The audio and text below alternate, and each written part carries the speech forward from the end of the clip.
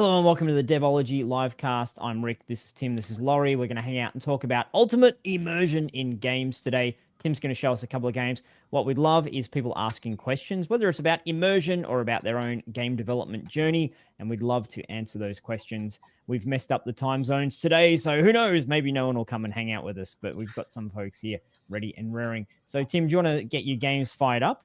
Yeah, And let me share. we'll get going. So we're talking about ultimate immersion today, and one of the games that really does this for me, and we'll talk a little about what ultimate immersion is after I get this started. But this game called Hacknet. Hacknet is a hacker simulator. Basically, it gives you a kind of operating system, and you log in and you become a hacker. So even the login screen here, you have to type in your username and password, and you have to pick your credentials and all that stuff. So what ultimate immersion is for me is something that will pretend reality sort of doesn't exist and pulls you in. And you can see this is the literal game. So this game is making it seem like it's booting up a PC after you've logged in. It's got the sounds, it's got the whole deal. Like it says boot complete. And then it boots you into this sort of operating system where your whole gig is to hack people and figure out kind of what happened to this guy named Blip who left you a message. Now, I think one of the cool things about Ultimate Immersion games is they take any traditional genre and they kind of throw it out the window, because traditional genres in games you can kind of pop in and pop out of. You can start to play it. You can, fire it up and do all this stuff. Sorry, I got to turn the music. Yeah, is this the game that you said you need to concentrate and not talk? You have to. I know, but I really like this game, so I wanted. Let me skip ahead on this. Well, I don't know, Laurie. While Tim's getting all this figured out, I think the whole conversation of immersion, I was thinking about it, is it can be that you lose yourself in the realism of something. It's like, wow, that's really as if I was there. I also think immersion could be I was just so into the game I forgot about the real world, which for me is a lot of games give that kind of experience. But for today, we're targeting it on real world, like pretending you're in the environment that the world's created. I agree with you, Rick. I think any game can have like hardcore immersion. It depends on the person, it depends on the environment, it depends on a lot of stuff, right? But music and sound is a big proponent of that. How loud your noise is, your lighting, all that stuff kind of affects your immersion and how well you get pulled into a game. But specifically for me, and these are my game choices, so it's going to rely on my kind of interest here, but the games that pretend that they're a real thing have always pulled me in more.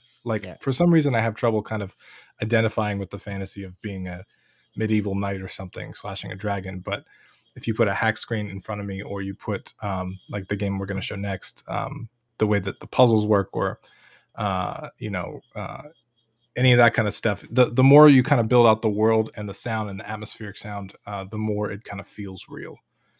So the game you're showing us here, you're pretending to be a hacker. Like this all looks real. It looks as if all the just code over on the right hand side, that's the sort of stuff you might see if you logged into the console. Go to Windows, go to console, type a couple of things, and whoop, it comes up with that text-based dialogue. Right. So this is what's being simulated here. So are you feeling like a hacker as you play this game? Well, I think that's the point, right? To feel like a hacker. Now, anybody that's done any regular, like real hacking knows that this is far from the truth, right? This is not how it actually works. So much of it is not like this, but this is like the Hollywood version of what it feels like to be a hacker, right? Like it's got like the visuals that make it seem like, okay, you're doing stuff. It's got the log on the side. It's got IP addresses. It's got all this stuff. And it makes you feel like you're in a scenario. So that emotion of feeling like a hacker is what this game kind of doubles down on. And it works really well with immersion, because between the music that it's got going on and all of the different windows and all the different micro objectives, it keeps you in that flow state really, really well. So without playing it, it's kind of hard to describe it, but while playing it, it's hard to describe it too, because it requires so much concentration. I think we can see just how simulating a real thing it is. Like it feels like you have to pay attention to the computer system and what's going on. A little bit of Matrix kind of Hollywood stuff on the side there as you've as It, you've said. it talks to a programmer brain though too, because it's very much a game about figuring things out and trying stuff and kind of just doing stuff. So it looks more complex than it is. Really, it's not super Mm. complex. But then again, I say that about most strategy games, so I The can't really say. mechanic looks, I'm not sure what the mechanic is. Are you just trying to get through stuff and figure out what So, you need to so click yeah, to like hack things?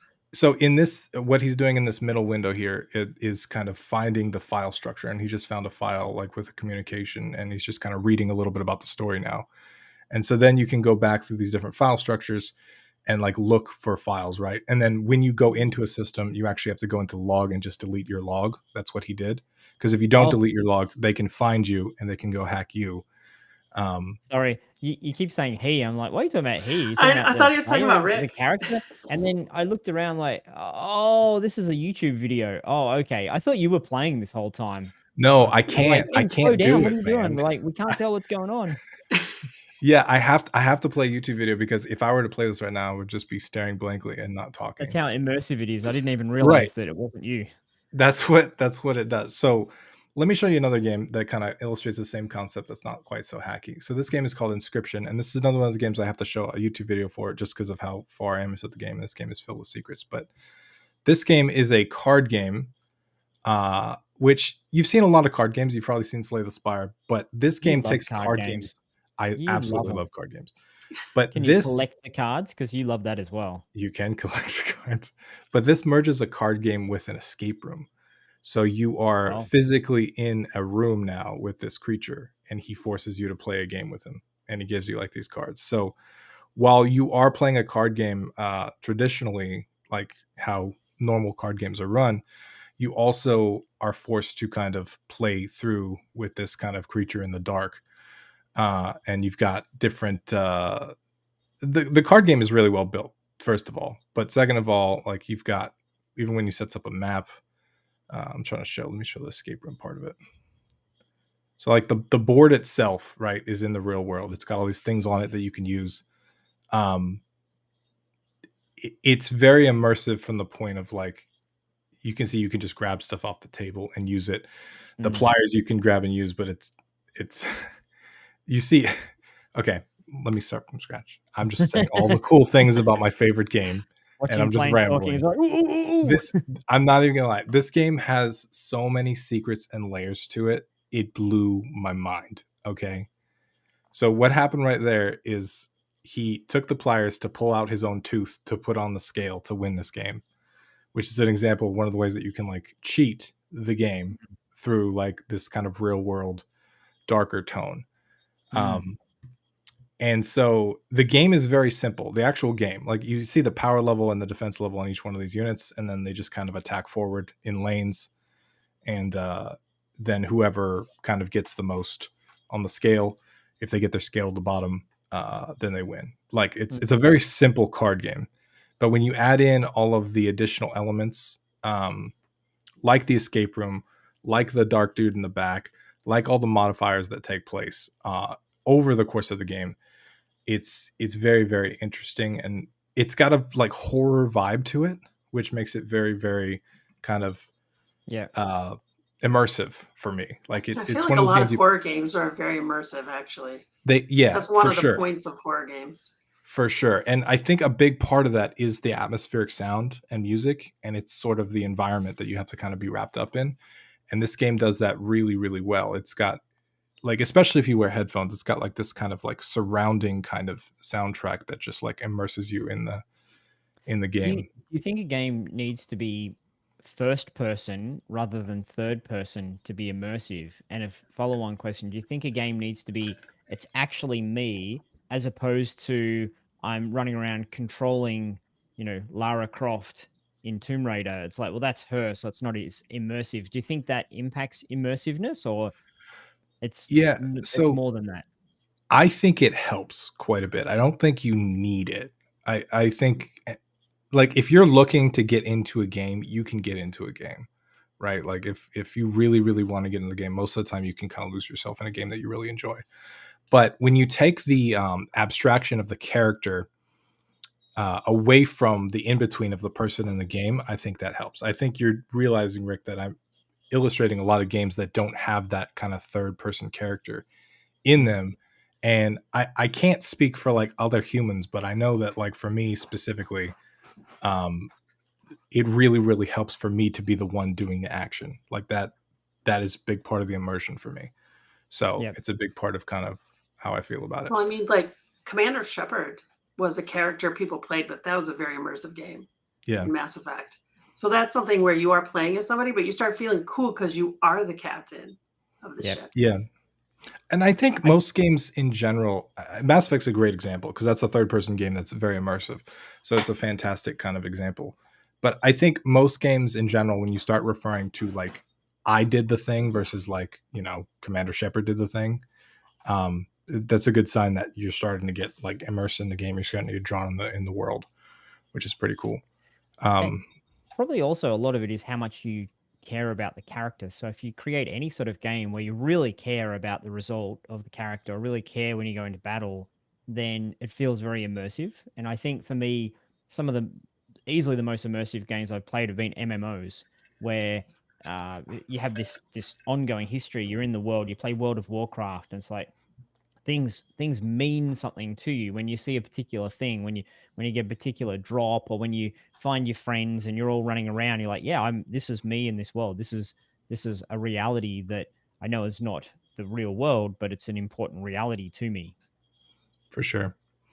So this is the escape room part of the game. So you notice there's a door, right? And it's locked, and you go around, you kind of look for pieces, but then you realize that you can play this game with this creature and get different details from him every time you play the game. And you start to there's all these puzzles, like if you set the clock to a certain time, things happen, and you can acquire different things, and you can learn different things and get different tools. And so this makes it extra immersive in my mind, because not only are you playing the card game, right, but now you've got this other objective. So you're locked in a room and you have to get out of the room. So there's like two layers to it on the immersion, where it's like the card game is immersive enough, but then you're also locked in this escape room playing this card game.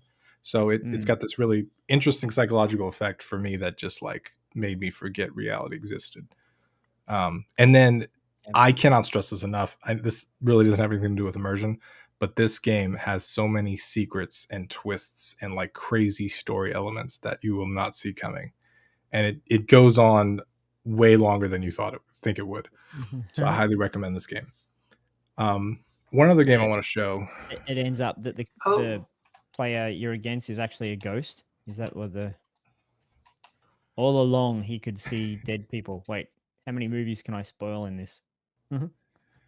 This Okay, so this is a another game called The Room, which is another game that I can't play while uh, And as while as on you're bringing stream. this up, Tim, if anyone's watching live at the moment, if you want to let us know which game or games you think are super immersive, that you've really lost yourself in the environment and you felt like you're there. So let us know what your vote would be in terms of most immersive games that you've played.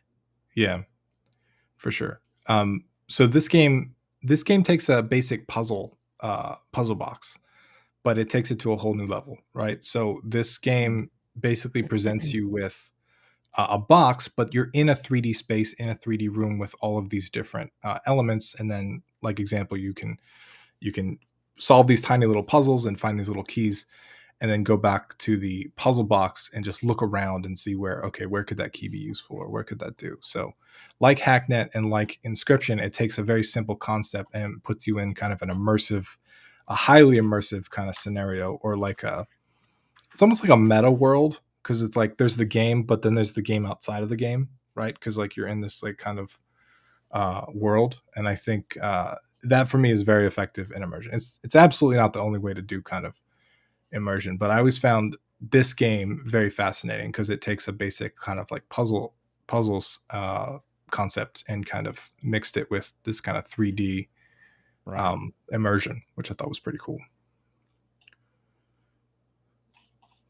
Yeah. What about VR? Do you think VR is instantly more immersive than non-VR games as soon as you put on the headset and you look around in the world?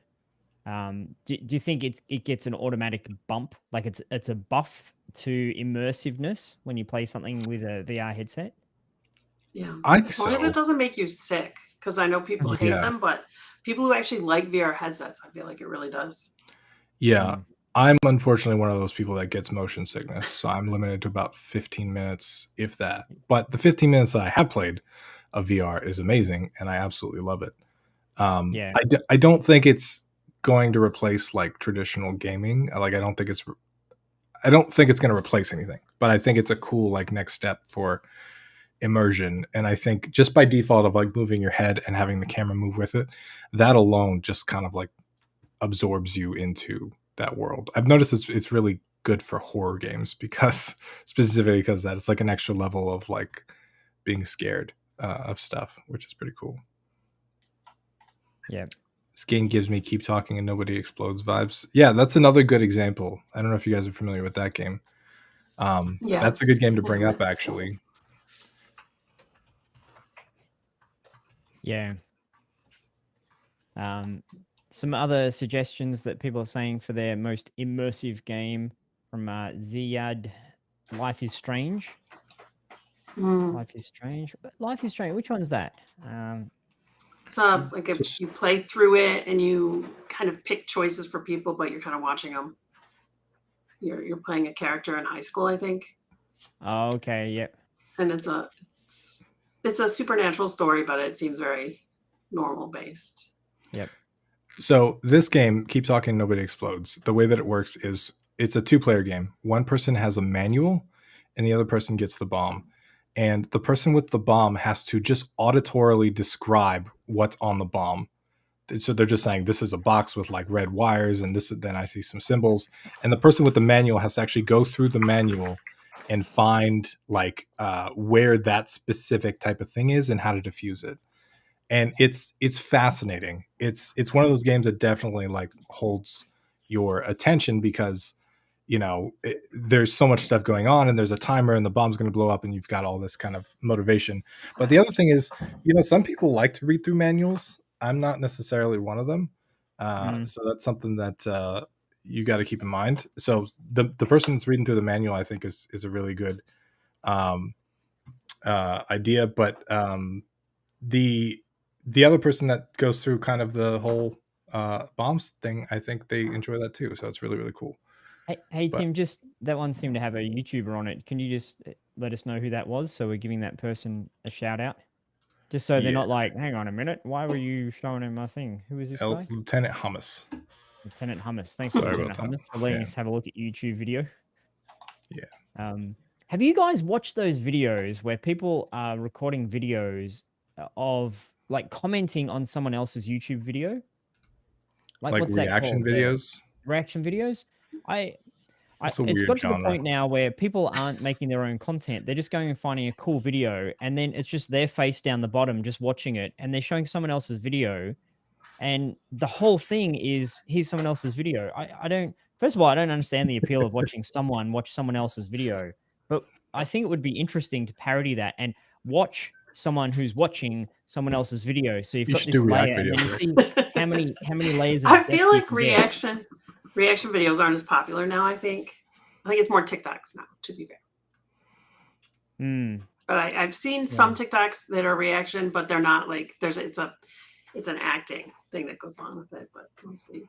Yeah. I would say Red Dead Redemption 2 really immersive. Going back to which games are immersive.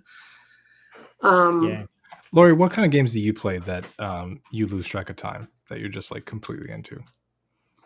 Every game? No. I feel like RPGs are built to be very immersive. I mean, aren't they based on Dungeons and Dragons, original role-playing games, tabletop? So I feel like there's a lot of it in there, which are actually Borderlands for me was very immersive, even though it was very immersive for me just because of the way it played. Do you play a lot of these games with other people? Yeah. Do you think that helps too? Like so playing because through we're having a shared experience in another world, and we can refer back to these shared. My friend just sent me a video from like 5 years ago when we were playing through Borderlands, and it's like it is a shared experience in another place. Very weird, right? Yeah, I think multiplayer stuff really, really helps. Like I think I play games with my brother to kind of hang out because he's like 3,000 miles away from me, and we'll play games sometimes where like I'm clearly not into this game at all, but like I totally forget that what we're doing just because I'm talking to him, we're hanging out, we're having a good time. And it's got a different type of immersion for me, totally. Like I think Destiny 2 used to do that quite a bit, like when you're in a raid or when you're doing a strike or you're with a good squad of people. So MMOs for sure, like multiplayer games for sure, RPGs for sure. I think I think we should break down kind of some of the elements that maybe help with immersion.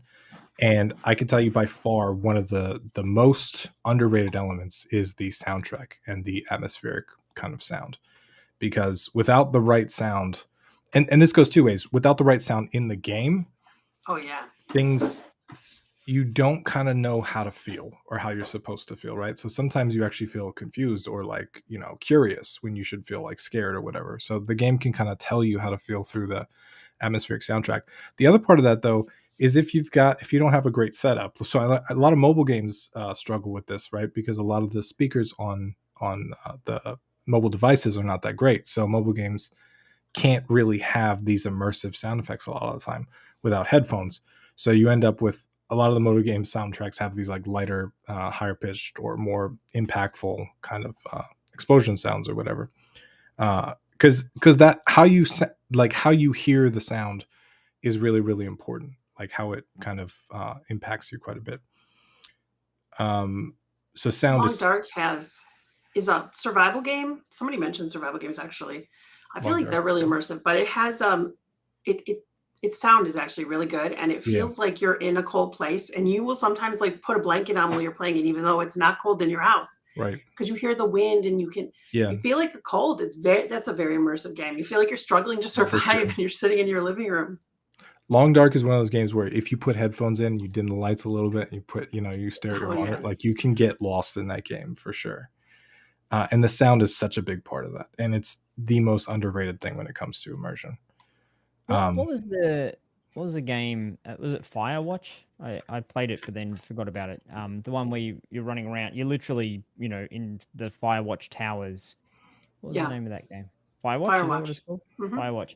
I found that a really it was a lovely game. I liked it, but something about it, I got a little bit immersed, but I didn't get fully immersed. I'm not sure why. It could have been, I think maybe it was because running around in this forest area, which was really interesting, but there were bits of the actual walking process, like walking down rocks or through trails or the length of paths. Something about it didn't feel like how I feel when I go walk through the forest. And so it was very close, but because it was trying to be accurate to the world, but wasn't quite exactly accurate to the world, it knocked me out of the immersiveness. Whereas a game that's more of a fantasy game, say you're running around in The Witcher, for example. Someone was mentioning before Witcher 2 as I think that was Martin, as a very immersive game. I found that quite immersive because I didn't have any expectations of this is how it should be. It's like I'm right, in Witcher fantasy land, so this forest is interesting. Oh, I'm going to this little village, and if the distance between village to village was, well, actually, now that I think about it, the distances were quite long, and you hop on your horse and ride, right? If I remember the game correctly. Whereas in Firewatch, there's no horse, so if the game literally spaced it out this really long way, it would be boring because you'd have to walk too far. There's a lot of kind of walking along. So I think when a game tries to be real life, but doesn't quite get there, that bumps me out of immersiveness. yeah. Well, let's talk about that because that's a good idea of kind of things that bump you out. So for sure, what you said, Rick, I agree with that 100%. I think anytime a player gets confused or they don't know the Mm. right path, I think that's an instant bump out of immersion when they get frustrated from their confusion, right? Like if it's a curiosity, like what should I do next, or should I take this mission? I don't think that kind of kicks people out. But if they're like, I don't know where to go, or I don't know what to do, or I Right. don't know how to get Yeah. past this part, that is kind of an instant disconnect that can pull people out of immersion, and that sucks because a lot of times it's like minor UX or UI issues that do that, or it's something wasn't properly tested where the answer is clearly to the left, but there's no way of knowing that through where you are, and Yeah. it can pull you out of it. Well, And then once you're pulled out of it, you're like, do I want to get back into it? And it's that can it's be an if you exit get point. It's if you get stuck. Like you play Yeah. Minecraft. For me, Minecraft is amazingly immersive, particularly if there's someone else there. It's like, let's build a house. And you're in there, you're building a house. You're like right deep in the zone of how we're going to do this. I've got to collect a thing. And obviously it doesn't, it's not matching how it looks in the real world. But if you don't know what to do, you can just dig a hole or build a thing. You're not getting stuck from the point of view of, okay, Right. I'm trapped in a room. Where the hell's the key? I can't find the key. I can't find the key. Oh, I'm going to give up. So if a game promises to be a puzzle game like the escape room stuff you were showing before, Tim, if you get stuck and you don't know what to do, then you sort of expect that a little bit because that's the type of game that it is. But how long do you think you would tolerate being stuck in that escape room game, not knowing how the heck do I solve this puzzle? Would you give it 2 minutes? Would you give it 5 minutes, 10 Right. minutes? How long until you say, I'm kind of not digging it anymore because I Well, can't get past this? that's what I think the room specifically does really well is it's got all of these little simple puzzles with these harder puzzles sprinkled in, and the harder puzzles get solved in sections that are solved with the easier puzzles. So it's got this like beautiful rhythm where you're not because I've been in escape rooms, like actual escape rooms, where they're just poorly designed, and it's like you gotta do what now, and then like you gotta get a hint, and like the person is saying, look in the drawer underneath the or turn the desk upside down or something. I was like, what? How would I have ever have known that, right? Whereas like the good escape rooms that are designed, they'll have clear starting points and then they'll give you hints towards other things and then you move to other things. And there's kind of a clear Yeah. progression where it's clearly a design experience, but you feel like you're figuring out the thing, even though they're kind of leading you along. Mm-hmm. When people just do stuff like hide a key in a room, it's not actually fun to look through the entire room for the Yeah. key, right? It's like it's dumb. But when you find it underneath the skull, and the skull was in the book, and the book had, you know what I mean? Like it feels like you're making progression. So for sure, putting someone in a room with a really hard puzzle is really frustrating. But putting someone in a room with a bunch of easy puzzles that kind of lead to a harder one, I think is a really good way around that, right? And I think that applies to other kind of aspects with immersion, which is kind of like having other things to do, keeping the brain occupied when a bigger thing isn't solvable. And Minecraft's a great example of that, right? There's a bunch of little micro things you could do. You could build a house, you can make a one-to-one recreation of Mario, you can, do whatever you want to do in Minecraft while you can't get to a certain So, spot or something. so we're getting very theoretical and high level and advanced probably with our conversation here. And Laurie's here to keep us in check. I was like, wait, you guys are just, you're sitting in the French cafe with your berets on, smoking I think the famous philosopher such and such. So how do we bring this back to being, if someone's an indie game developer and they're like, yeah, I want to make my game immersive, what do I do? What would be like a really simple first step to either design, before you've created your game, or to audit your game and say, here's how I can improve it? What specific advice can we give? So it highly depends on the genre. So I'm going to try and make this as specific as possible as I can without giving stuff that won't work for every game. But I'm assuming you're going to have a first person or third person kind of game, right? Like some kind of game where you walk around. One of the first things that you can do is actually in UX, user experience, and kind of design the first 10 minutes of your experience to where it's very kind of clear where they're supposed to go and what they're supposed to do. Because like we said, one of the big pitfalls of any kind of immersion is getting lost or getting confused. So if you can just eliminate that, I think you're ahead of a lot of games, because a lot of games you get lost or confused and that pulls you out of immersion right away. So kind of designing out your first 10 minutes and kind of making it really clear on where to go and kind of what to do, even if it's by the way you build your level or by lighting shining in front of where they're supposed to go, or by telling them with audio logs or whatever. That's important. The other part of that is, like I mentioned, having some really solid sound design. There are a lot of things that you can do with sound design. Specifically, this is a mistake I see quite a bit: footsteps. Any kind of FPS or third-person shooter or something like that, if your footsteps are too repetitive, they will drive people crazy. They will literally drive them through the wall. So if you've got one sound effect that's just repeating rapidly, you got to do better than that. You got to randomize them. You got to make them lighter. that alone is a whole huge topic, and like you're talking about different materials and metal and water and changing it all and doing all this stuff. You don't have to go that far. You know, you may want to consider it because it helps a lot. But just making sure that you're not annoying the player, I think, is a huge deal with sound effects. And then getting some good atmospheric type of music or action music if you've got an action game or whatever. Have some that fits the mood you want. I think if you do those three things, I think you're on the path to making something pretty immersive. Yeah, I like the idea of audio, like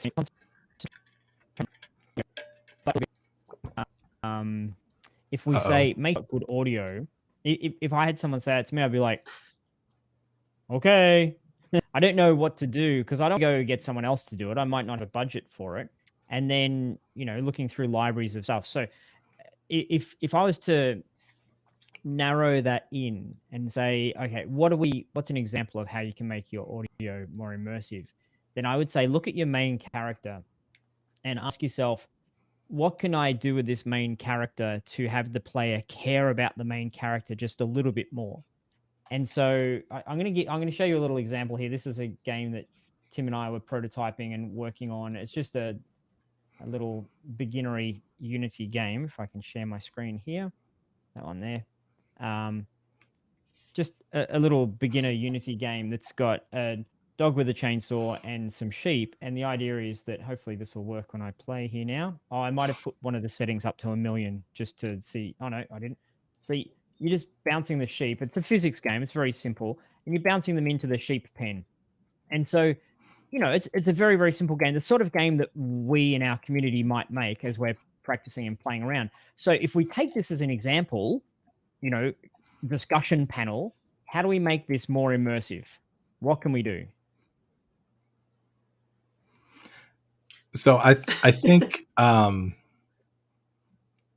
one of the things and I know or is it not possible? It's like that's a little arcade game. No. You can't make that immersive at all. What are you talking about, Rick?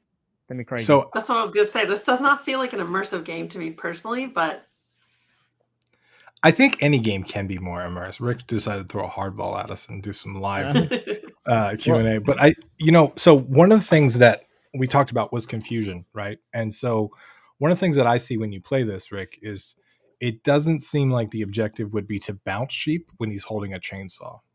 It seems like he's a little more devious. So fixing that and kind of solving some confusion there, I think would actually go a little bit of a distance. I think as well, the first thing I would do is add just a little bit of animation to so the character at the moment, when you move around, nothing happens. So right. I'm not getting personality from my character. So maybe when I move, you know, his eyebrows move or he kind of smiles or something like that. So just a little bit of subtle animation so that I've got more of a and likewise, the sheep, you know, we've got 3 states here of the animation. I think I've got 3. But to hook that up as animation as well. So when you bump into the sheep, that's where it goes like that and does a certain sort of movement. So a little bit of subtle animation, I think we can add. And then I've got, you can't hear it, but I've got a sound effect on the dog when he bumps into the sheep, just says woof. So I think having a little bit of, if you can get some personality through your player, the sound effect, back to the original, what triggered me on this is, you know, what does it mean to have audio? Is what's the personality of your player character and how can you just get a little bit of audio that suits that personality so you're interested in hearing what it's got to say. So in this situation, it may be some goofy music behind it, since that is the vibe of the game. Right.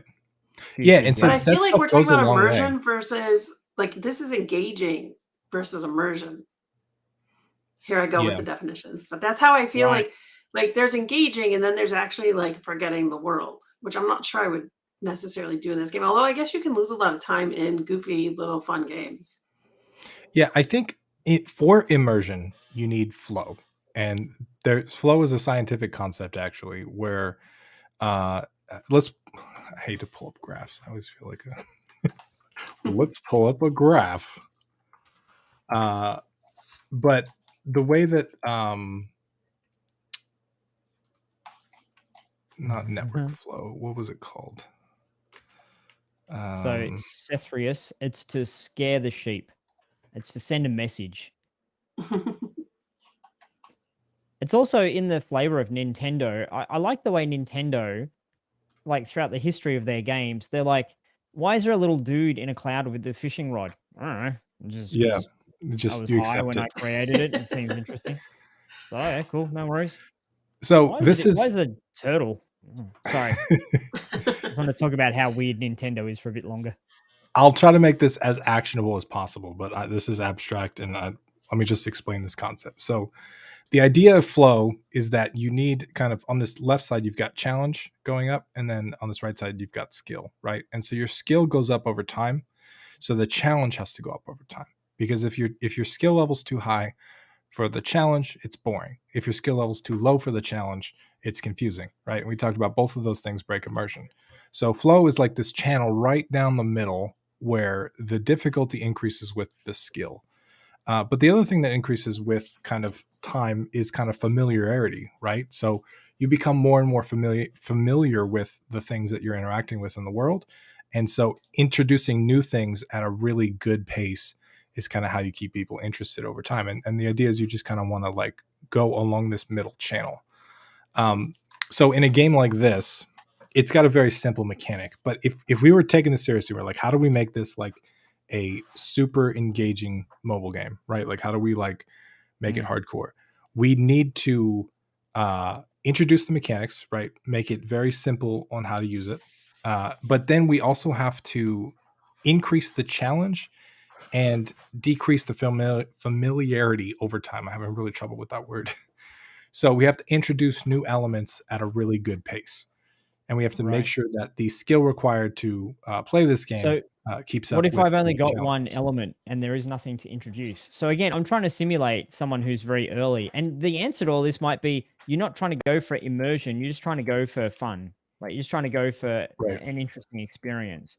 And I shouldn't have used the F word because you should never be aiming for your game just to be fun, because every game should be fun to some degree. So it doesn't help you make decisions. But it's really important to figure out what's your player experience. So this game just might not lend itself to having that immersiveness of like I feel like I really felt like I was the dog. But Like I the was conversation doing of, stuff with well, as soon sheep. as you've got a chainsaw, then all of a sudden it doesn't make sense that you're bouncing things.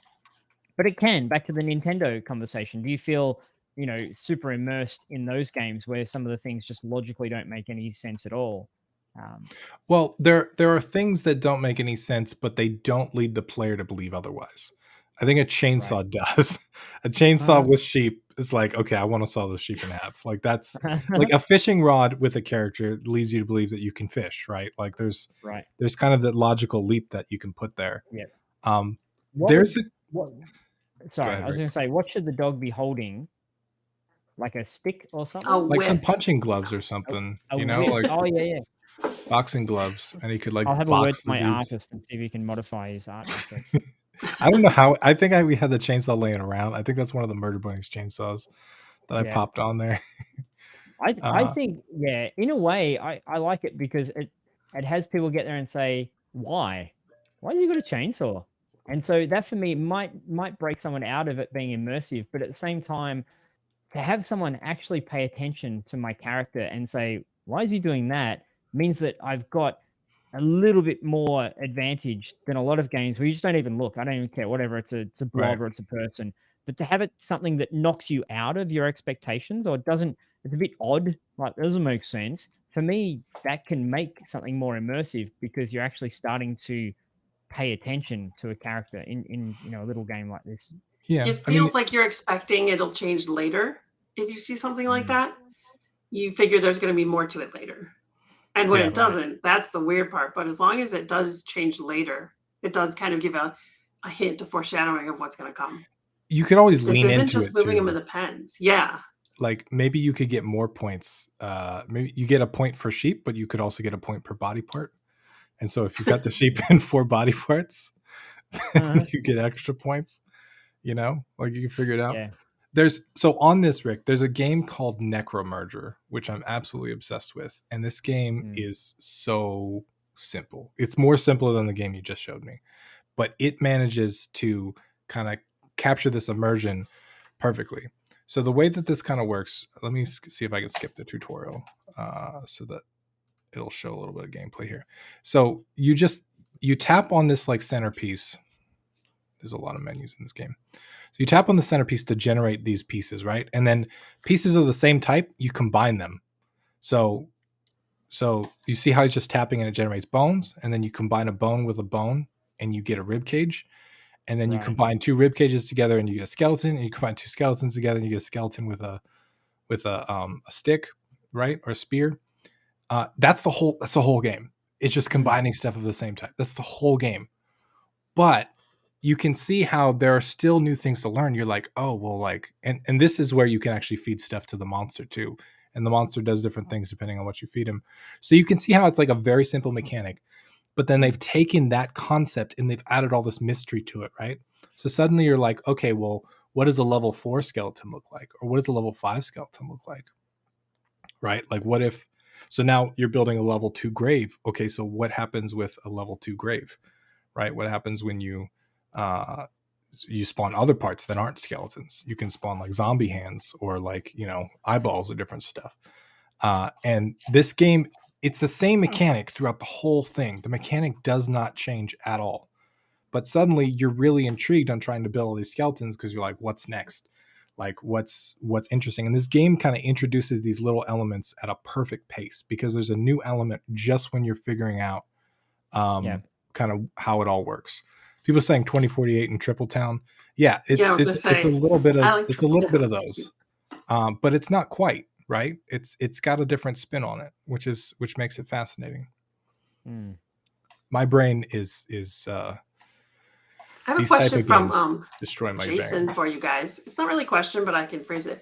They're talking about how chairs you can't sit in houses or things that don't work right. But how do you do that if you're trying to do immersion, but you're a solo developer and you're limited when what you can do? You can't do everything. I think the way that a lot of people do it, like, is they just lock doors, right? Like, or like they put barriers in front of the doors and stuff like that. Because that's the thing is like if you go into a house and it's empty, it feels weird. If you go into a house with like a chair that you can't sit in, all that stuff kind of adds up to kind of the believability index of it. So you want to kind of prevent those scenarios. And the other thing is you want to prevent confusion too, right? Like if you have a house key and there's 7 houses and they all have doors, you don't really want to like go up to each one and try the lock or whatever. You want to show some that are blocked off clearly. You definitely don't want to have 2 locks because that's something I see a lot too. Is sometimes there's 2 houses with 2 locks and you go up with a key and you stick it in there and you're like, it doesn't work. And you thought that was the only house that would work with this lock. So it can be kind of confusing. There's a lot of visual things that you can do to kind of dissuade players from trying things or encourage them to try other things. So that's what I would do is anything that's going to cause confusion like that. I try to find a way to, first of all, see if it's important to the game. And if it's not, try to find a way to minimize it or block it out. Yep. Yeah, it frustrates me if there's something that in other games I can do. Like other games, this looks like the sort of door I can go through, but in this game, it's not. It's just a door painted on a flat wall. I find that quite frustrating. I'd rather just not be able to get there, put a barrier in front of it. Yeah. But chairs, yeah, again, chairs you can't sit in, stuff like that. It depends on the sort of game and the experience of the player. Because there's some games now where you see a chair and that's the language of here's a thing to kick or to throw or to break, but it's not something you actually literally sit down on. Whereas if it's a game that feels a little bit more like a realistic simulation game where you can interact with things, but then you've got a chair you can't sit on, it's like, well, that doesn't make sense. I can pick up the cup, but I can't sit on the chair. So it depends what sort of game it is. Yeah. And stuff like that, I think, is when they're used to being able to do something and they can't do it, that's an extra trigger in their brain. Like, hey, what's going on? It's just one extra thing that kind of breaks you out of it. Doors. Somebody brought up doors. Shadowed Souls. Doors are a really good example. If you look at most modern AAA games, the doors are massive.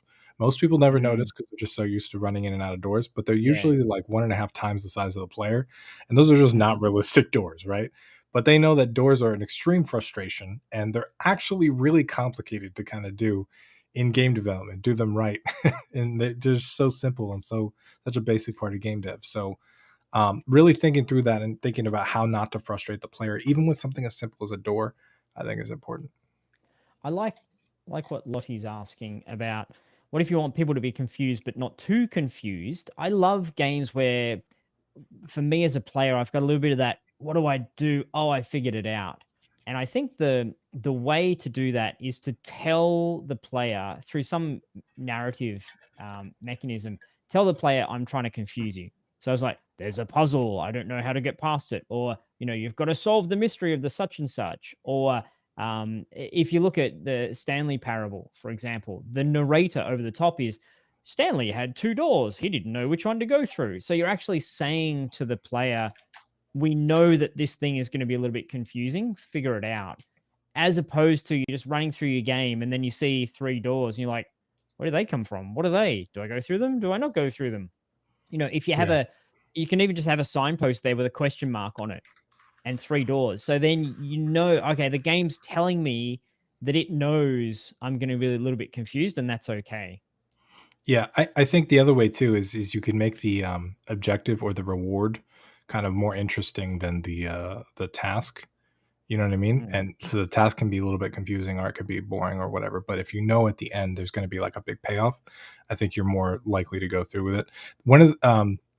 I'm playing through Cyberpunk again, and there's a mission where you meet up with a bunch of these like gun dudes, and they're all on this like rooftop, and they want you to go through a series of like shooting range tests, and they want you to beat them all at a shooting range. And I was looking around and I'm like, that's a lot of walking and it's a lot of shooting. I don't really want to do this. But they had like one of the golden, like really high quality guns sitting on the table. That was the reward. And it was sitting there, like you could see it, and you're like, oh, that's a really cool gun. And so I was like, all right, I'll go through this. Like, whereas otherwise I totally would have just skipped that mission had that not been sitting there, or had it been a mystery prize, right? But the fact they put it in front of me made me really want to go through that whole thing. Mm-hmm. Yeah. Cool. So if anyone has any questions about immersiveness or about what they're up to with their game development journey, then chuck it in the chat now. And I imagine, because of time zone reasons, we're going to get a whole bunch of people turning up in 5 minutes. So. Like, here I am. I'm ready to start. What? You guys are finishing? That's confusing. This is the worst immersiveness experience ever.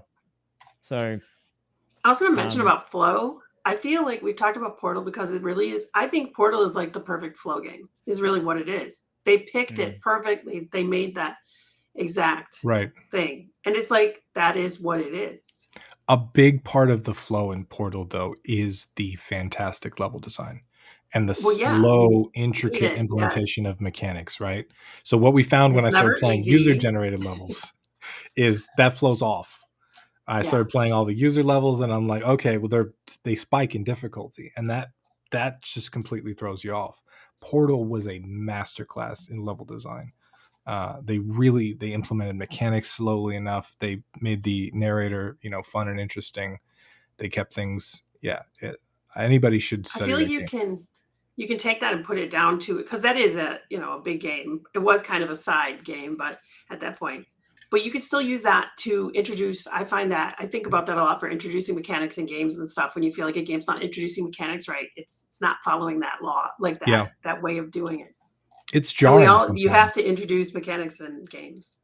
Yeah, and then some people will throw all the mechanics at the beginning, right? They're just like, okay, you could do everything, and that seems like it would be more beneficial, right? Because you don't have to unlock stuff, or you don't have to go through this whole process. But in reality, it's too much stuff to take on at once.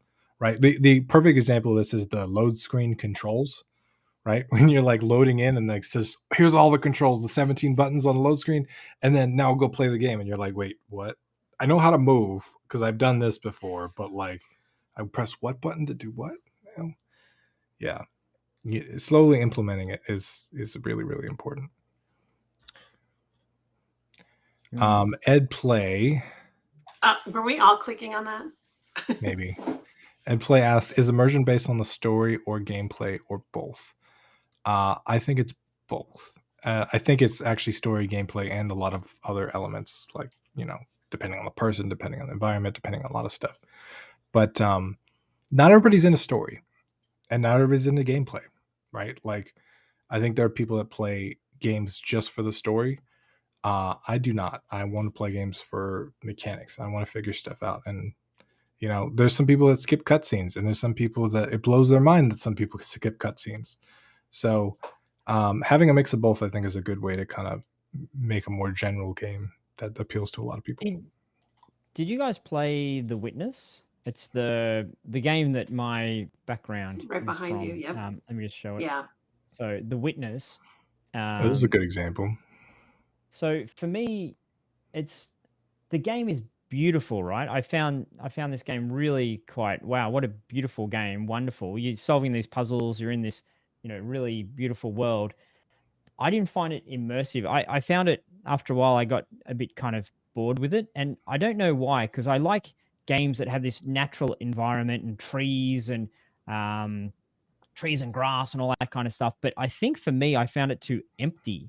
And that's why I didn't find it immersive, because I'm running around in this kind of empty world, and maybe I needed maybe for me personally, I'm not talking about this holistically for everyone, but perhaps for me personally, I needed someone else to explore. I needed something to do in the world. Like, just solving puzzles wasn't interactive enough for me. That was very passive. I just need to go there and do what the world's telling me.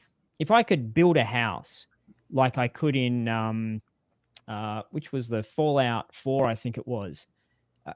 Fallout 4 for me was just so incredible, because I could build like this little shack, and it was mine, and I got very immersed in, this is my thing. And I think for The Witness, the reason I didn't feel immersed in the world is just because, like, I'm just a passenger here. This is just like a pretty postcard that I have to just run around and experience, as opposed to I can interact with it. So I don't know if anyone else felt that way about The Witness. I felt that way, but that's a really popular game in our house. Like, most people in our house love it. Actually, they saw your background, they were like, "Oh my gosh, The Witness!" But I think that you have to want to play a game like that, because that is the point of the game, is you're kind of seeing what happened, and you're watching videos about what happened. So that's how it's set up. Yeah. So I guess it's So it's a little bit of, you can't keep everyone happy. Like for me, I wasn't happy with The Witness. I didn't enjoy that game because I'm not really a big puzzle guy. I'm a lazy gamer. I'm like, just shoot, bang, bang, great. And it's like, solve a puzzle. Oh, okay. Oh, I have to think. So, I'm just not a very good puzzle game player. I think Dave Hardy hit on it right there. Rick needs more chainsawing. You know, Rick, I hated the base building in Fallout 4. I hated it. Did you? I hated it so much that I only have 4 hours into Fallout 4 when I have like 200 into New Vegas, and I have like 150 into Fallout 3. So it is very much different people like different things. Exactly. You can't keep everyone happy all the time. I loved it. I was like, it twice. Had fades, but you're not supposed to admit that, though, really, because Fallout 4 is not considered one of the Fallout games. I love Fallout. Either Here's one a of you guys question play from 76 Simply. yet? Can I ask? Don't talk about that. Here's a question from Simply.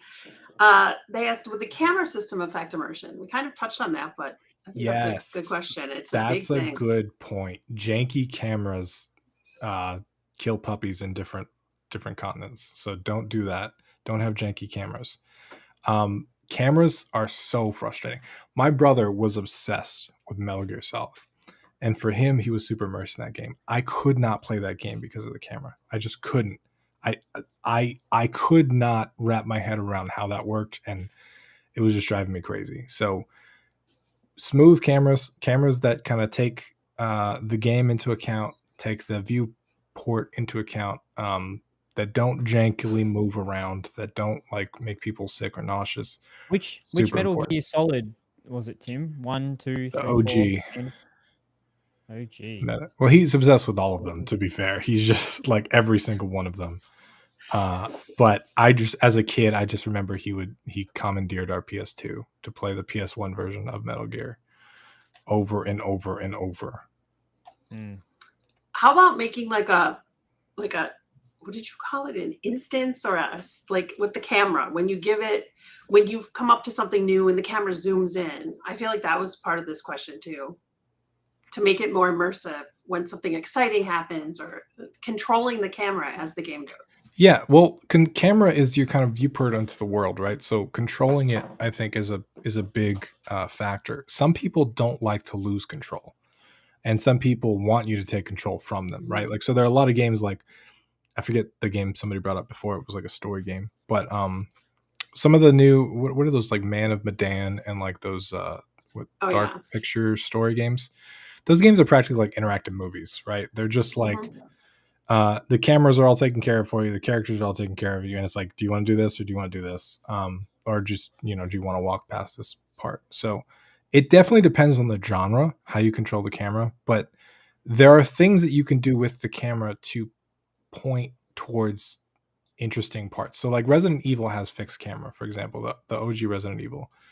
And one of the things that game did really well because of the fixed camera is it would put focus on kind of where the puzzle elements were, because it was really easy to like if you needed to twist a vent or something to get through there, because there's a lot of puzzle elements to that, the camera would kind of focus on that thing and kind of steam would come up and it would kind of hint that like, hey, that's the thing that you should focus on. So using camera effectively, I think, is super important, but the way you do that is kind of genre dependent or context dependent, if that makes sense. Yep. Cool. So let's take a last couple of questions. If anyone has any questions or even advice that you guys have in the chat at the moment, just so we can get things wrapped up. So if you've got any questions you want to ask, Laurie, do you have any questions that you feel a burning desire to ask Tim or myself at the moment? I will think about that. Oh, do non-immersive games stick with you like immersive games do? Do you look back at games that aren't immersive as much, and like, do you care as much about the game? Stick with you as in you remember them later, or stick with you as in... Yeah, they're a thing. Like, because I feel like immersive games end up making you... They affect you more than the other games. I think immersive games in your brain become sort of experiences. That's how they're recorded as memories. Is like, remember that one time we shot those people in Borderlands 2 and then the car blew up? Like, that's a memory that you have with those other people, right? Like, in that world. I think non-immersive games can still affect you. They can still be interesting. But the way that your brain processes them, I think, are a little bit different sometimes. Like, mobile games are a good example. Like, a lot of mobile games are not designed to be fully immersive. They're kind of designed to be 2 minutes at a time to play the thing, or 2 minutes a day is like the big thing now, right? Like, don't play all this at once. I want you to play this 2 minutes every single day. And so it's not super immersive, but it still can kind of be engaging and be interesting and fun, and you can still tell people about it. But I just think it could be a different experience, if that makes sense. Out of this whole conversation, I've reached the conclusion that for me personally, an immersive game is a game that I'm into. That's it. There's no more criteria than that. So I've been really immersed playing Bejeweled. I've been really immersed playing, simple mobile games, or, massive MMOs, or playing single player games or multiplayer games that have hokey little mechanics, bad graphics or amazing real world graphics, putting on the VR headset and being like, whoa, this is amazing. So I think there's a conversation about making you feel like you're in the world as immersive, or making you feel like you've lost yourself in the game, not necessarily that you feel like I'm actually here in the world.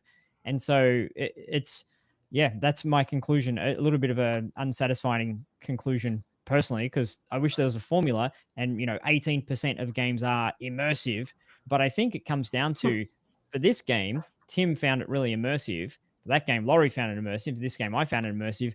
What's the thread for all of them? Just that we were really into the game. Like, we felt like we were the character. We felt connected to the outcomes. That for me is, the conclusion I've come to. I think that's ultimately true. Everyone in the chat agrees. So job done. I do think there are a lot of things that we talked about today that can help with that, though, right? They can help make more people enjoy it. They can help more people enjoy it for longer, help more people get interested in it faster. And kind of those things all contribute to kind of how into it you are, if that makes sense. Yeah. Here's a question. Did we both do it? No, you go. Yep. Swindy, it's kind of about the similar thing you just were talking about with Bejeweled, but do you feel it's harder to make immersive games that aren't FPS, TPS games, first person, third person, shooter games? I don't feel are as... Go ahead. Yeah. Sorry, I was going to say, using my definition that I came up with just now is if I feel really engaged and into the game, then I find it immersive. So for my definition, it doesn't matter. Genre is irrelevant. Is it easier if you're running around as a character? Probably. Is it easier if it's a game where you are a character? So if it's Bejeweled, I'm not a character. I'm just moving, gems around on the screen. So technically, is that immersive? I don't know. I really got into it and I lost myself into the game. So Yeah. I know we say we're I- not going to have these things devolve into conversations like squabbles about the definition of what we're talking about, but Doesn't happen. sorry. Ever. How would we have these without you guys doing that? I think FPS is technically easy because there's so many courses and tutorials and stuff out there. So from a beginner's perspective, I think FPS and TPS games, assuming you meant third person shooter, would be technically easier for newer developers to implement. I think once you've got a lot of programming experience and you understand how to make the games, none of the games I showed are first person shooter or third person shooter. And I actually think for me, like those games are more immersive, but like Rick said, like it depends on the person and kind of their interests and stuff like that too. So technically when you're getting started, I think FPS is probably easier just because there's templates and tutorials and courses and stuff like that out there. Whereas like Hacknet or something, there's not going to be a course on that. I don't get as immersed, I think, in shooter games necessarily as much as games that have a story. So, I mean, I play a lot of FPS games, but a lot of them aren't really story oriented. So the immersion is having fun, but it's not necessarily about the shooting. If a game can make you feel a particular way or give you a particular experience, I think it becomes immersive. And this is for me, the number one game design rule, how to be a better game designer, is to start off with the very tight idea of what your game experience is going to be. What I mean game experience is, how do you want the player to feel? So for example, if you're making a game where you want the player to feel like clever, then every single thing you do needs to feed into that, where you give the player a moment of, how do I do this? Oh, I figured it out. I feel clever. And the narrative needs to reinforce that. Oh, you're never going to be able to do this. Oh my God, you're so clever. So, and the sound, I don't know how the audio, I guess it's that voiceover that I gave the example of, but everything needs to feed into that. And then you can create that immersiveness where you're like, I actually felt like I was a scientist saving the world. I felt really clever. So, and that was the example you gave right at the start of our conversation, Tim. You actually feel like a hacker, the Hollywood version of a hacker, but I felt like a hacker. I had to, go into the file systems. I needed to find the particular file. I needed to connect this with that. I felt that way. And then because of that, you got immersed in the experience. You felt like a hacker, or you feel like an army veteran, or you feel like an airship captain, or you feel like a spy. If you can feel that particular way, I think the game's going to be a lot more immersive. So back to The Witness, who am I? I don't know. I'm just a dude running around in a pretty world. I wasn't feeling like a particular. Am I a cryptologist? No, what's the word if you're encrypting, solving things? If I'm solving puzzles, like, who am I? Why am I doing this? What's the experience you're trying to create for me? Am I a detective? And you don't have to be literally Sherlock Holmes with a hat on, but The Witness didn't tell me how to feel in that game. So therefore I didn't feel anything when I was playing the game, if that makes sense. Yeah. And that stuff's important to you. That's why it felt that way, right? Because it wasn't there. Yes. Yep. Cool. So good stuff. Do you see any final questions? Last one in there. Laurie, have you found anything for us? Nope. All right, cool. Well, good discussion. Lovely. I like it. And I've reached the conclusion that, who knows? Out of today's, who knows? In summary, who knows? In summary, who Figure knows? it out. Tim, final words. My final words are, it depends. That's my final words. Very useful. Everything Rick said is wrong. That's my final words. There we go. No, Good. I like it. Controversy. Yeah, I think there's a lot of me things. And Tim, who is more wrong? What? Word? What? How immersive is that? Sorry, Tim. Final words, Tim. No, I just, I don't want to get into a disagreement because I agree with you. I just think that there's a lot of genuinely. elements that you can add to make it more likely for someone to get immersed in your game. And Yes. so we talked about some sound, eliminating confusion, making things easy to understand, introducing elements at a good pace, all that stuff. Yeah. Laurie, final words from you? I would agree with Tim on that, except that works with the games that you mentioned that you found immersive, because those were games that were designed to be engaging, and the sound design was good, and like Fallout 4 and Bejeweled, I mean, in and of itself, they do make it so it's engaging. So I think that both of those things are true, actually. Yep. And out of all this, if you're making a game, it's really critical that you put your game in front of people, see what they're saying about it, see what they're feeling about it. And if they're like, kind of don't really care about what I'm doing in this game, then obviously it's not immersive. But if they're like, wow, I want to go and, touch things and look at things and break things, then you're getting more immersive with your game. It's also important that you don't let any of this stuff stop you. If you're like, oh, well, I can't do all this, and they said to add 17 things to my game, and I don't know how to program. Don't let that stop you. Just make a game, because make a game. Continue doing the stuff. You're not gonna get, making games is how you get better at making games. So absolutely, totally cool. I had a last point, but I've forgotten it. So thanks you guys for joining us today. Oh, my last point was, if you've come along late because the time zones messed you up, apologies for that. We'll continue being 5 p.m. Eastern Standard Time, United States of the Americas. So if you're living somewhere that's not there, just make sure you check your clock. I think USA is changing soon. So I don't know. The whole world revolves around you guys over there in the USA. So thanks very much, America. So 5 p.m. Eastern next Tuesday. Be there or be square. Thanks, Tim. We do not Thanks, have Laurie. a subject next week, but we will. So it'll be exciting. You have a what next week? We do not have a subject for next week. But we will. Maybe next week we can do just a total Q&A, like the good old days. Just whatever the community wants to talk about, we shall talk about. Bring your questions next week. You heard it here. Bring your questions. Yep. Awesome. All cool. Right. Thanks very much, everyone. Thanks for joining us today, and we will see you hopefully next week. Bye, everybody.